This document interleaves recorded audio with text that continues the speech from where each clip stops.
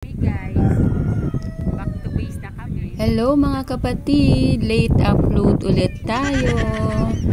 So ayan, nagpunta kami sa bukid nila Kuya Berting at ni Ate Leti para mamasyal at napag-usapan na rin namin na dyan kami mag-lunch kasi wala po kaming ministry ng mga panahon na yan.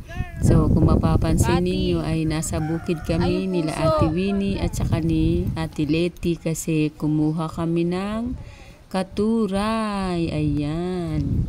Dahan-dahan tayo sa ating paglalakad. Ang sarap po talaga kapag ka nasa bukid ka, di ba po? Malalanghap nyo talaga yung sariwang hangin na nagmumula sa bukid. At talagang yung hangin na yan ay walang polusyon, pure na pure kasi nagmumula yan sa ating kalikasan. So ayan, nakita natin si Ate Leti na nagtatanim ng mga papaya. At ganyan pala sila magtanim ng papaya. So tinatanggal nila yung yung plastic. Siyempre, tatanggalin nila yung plastic para yung yung ugat na lang yung itatanim nila diyan sa ilalim. So ayan guys, talagang tinitingnan ko kung paano ginagawa ni Ate Leti yan. Kasi yan talaga yung mga ginagawa nilang mag-asawa kapag wala silang ministry. Nagbabantay sila ng mga tanim nila, tsaka yung bukid. Kasi trabaho po yan ni Kuya Berting. Meron siyang inaalagaan na mga bukid ng palayan. So kailangan nandoon talaga siya pag wala siyang ministry. Yan yung kanyang ginagawa. Kaya ngayon ay napapakinabangan na nila yung mga tinanim na yan. So marami na silang inani dyan. Tingnan nyo naman guys ang mga palay. Ang lulusog. Ang ganda tingnan. Ang ganda ng bunga ng palay. Ng butil.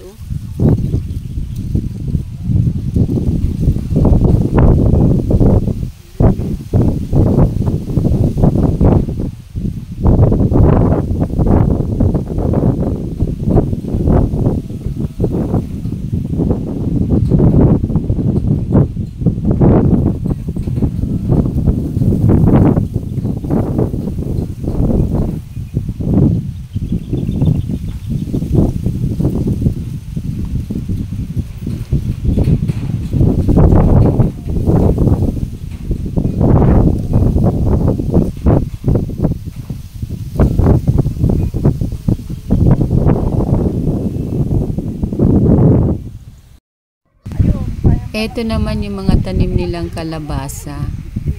Ayan, nasa may din yan, sa may bukid din yan. Ang gaganda din ng mga dahon niya, malulusog din.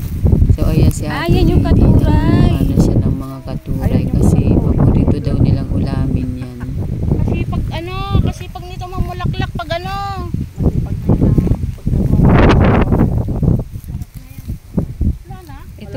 Ito pala yung puno ng... Ito po ate oh. walang makitang bulaklak. Ayun pa po oh. Sa taas, ayun. Ang pagsungkit ng ganyang patusok. Ganon. Kasi pag ginanyan mo, hindi mo makukuha. Ayan po, ano po ba to?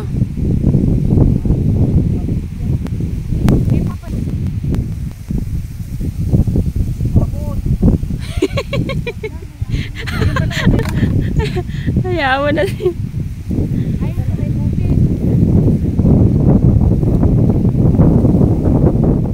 Meron pa dyan.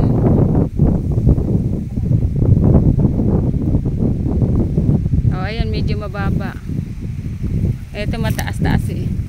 Sabagay, iisa lang naman yun. Nandun sa taas na bulaklak.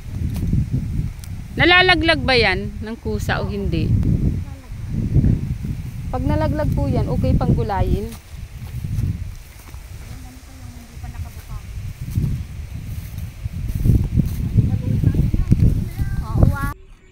At ayan na nga ang isa sa aming mga ulam.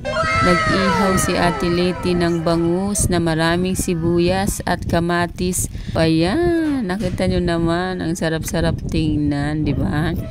So sa mga oras na yan ay tanghaling-tanghali na talaga dyan sa bukid nila Kuya Berting. At nagpe-prepare na kami ng aming makakain. So for the meantime ay tinitingnan natin yung kapaligiran ng kanilang kubo. Hindi na buko. Dito malapit sa ano. Tigas na.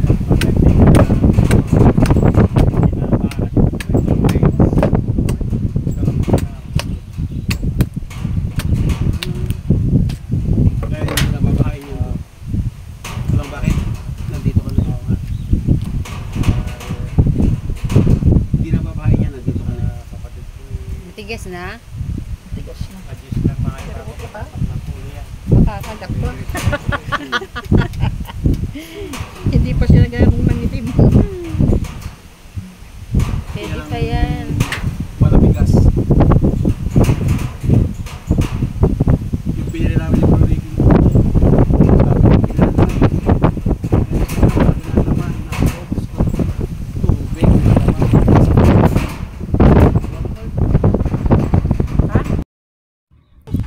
Wow! May bagoong at maraming mangga. May suman, may gulay at luto na ang ating kanin. Ayan, no, nakikita nyo naman, no, sariwang-sariwang ating mangga. So, dyan natin yan kinuha. At talaga naman, makikita nyo ang sarap ng ating mga ulam ngayon.